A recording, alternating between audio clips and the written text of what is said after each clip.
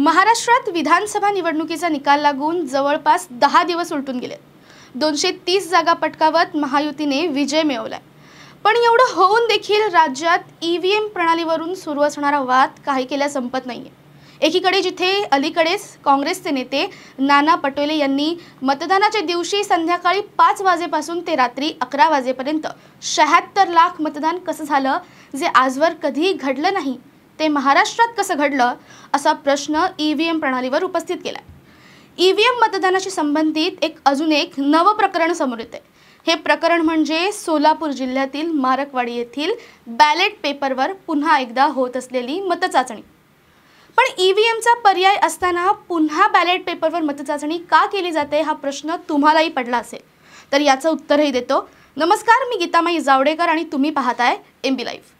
हे प्रकरण नेमकं काय आहे ते आधी आपण समजून घेऊया। नुकत्याच झालेल्या विधानसभा निवडणुकीत मारकवाडी गावातून भाजप उमेदवार राम सातपुते यांना 843 तर राष्ट्रवादी शरद पवारांच्या पक्षाच्या उत्तम जानकरांना 1003 मतं मिळाली। मारकवाडी हे गाव परंपरागत उत्तम जानकर आणि मोहिते पाटील यांना मानणार आहे।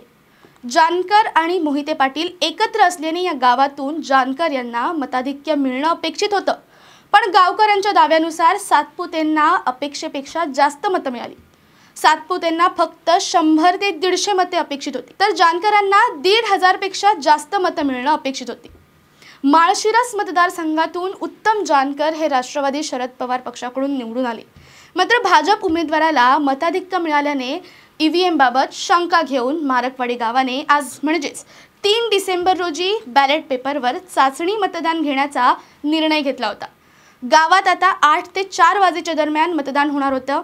त्यानंतर लगेच 5 वाजेपासून मतदान मोजणीला सुरुवातही होणार होती। मारकवाडी गावातील ग्रामस्थांनी जिल्हा प्रशासन आणि तालुका प्रशासनाकडे रितसर निवेदन देत फक्त मारकवाडी गावापुरतं बॅलेट पेपरवर मतदान घ्या अशी मागणी केली।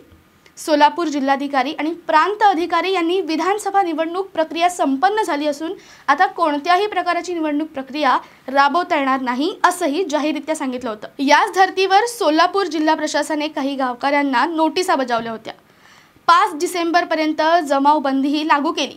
सोमवारपासूनच गावात मोठा पोलीस बंदोबस्तही तैनात करण्यात आला। गावकऱ्यांनी मतदान प्रक्रियेची तयारी केली असताना मतदान प्रक्रिया घेतल्यास गुन्हा दाखल करण्यात येईल असंही पोलिसांकडून ग्रामस्थांना सांगण्यात आलं होतं।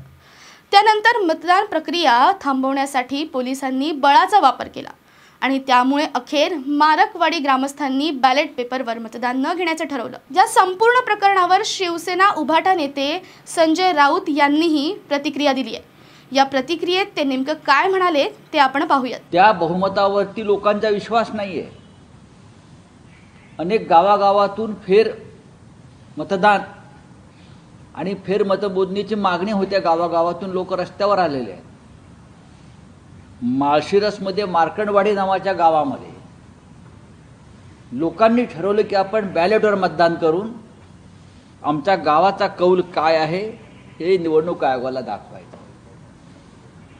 अशा परिस्थितीत मिळालेलं बहुमतावर जे सरकार स्थापन करायला निघालेले आहेत त्यांचा विश्वास बसत नाहीये, तेही गोंधळलेले आहेत। या संपूर्ण प्रकरणावर उत्तम जानकरांनीही आपली प्रतिक्रिया दिली आहे। ते म्हणाले, मतदान प्रक्रियेत प्रशासन आणि पोलिसांनी खोडा घातल्याचा आरोप उत्तम जानकर यांनी केलाय। लोकशाही मार्गाने गावकरी त्यांचा मतदानाचा हक्क बजावत होते। मंडपात मोठ्या संख्येने गावकरी उपस्थित होते, त्यांना मतदानाचा हक्क बजावायचा होता, पण पोलिसांनी गुन्हे दाखल करण्याची धमकी दिल्याने गावकरी मंडपातून बाहेर पडले। तर दुसरीकडे भाजपचे नेते राम सातपुते यांनी देखील उत्तम जानकर हे तर या नाट्याचे केवळ प्यादे आहेत आणि मोहिते पाटील हे प्रकरणाचे मास्टरमाइंड असल्याचा आरोप देखील केला। ईव्हीएम वरून सुरू असलेल्या वादाबाबत तुम्हाला काय वाटतंय हे आम्हाला कमेंट करून नक्की कळवा। मारकवाडी ग्रामस्थांनी घेतलेली ही भूमिका तुम्हाला कशी वाटते हेही आम्हाला नक्की कळवा आणि अशाच व्हिडिओसाठी पाहत रहा एमबी लाईव्ह मराठी।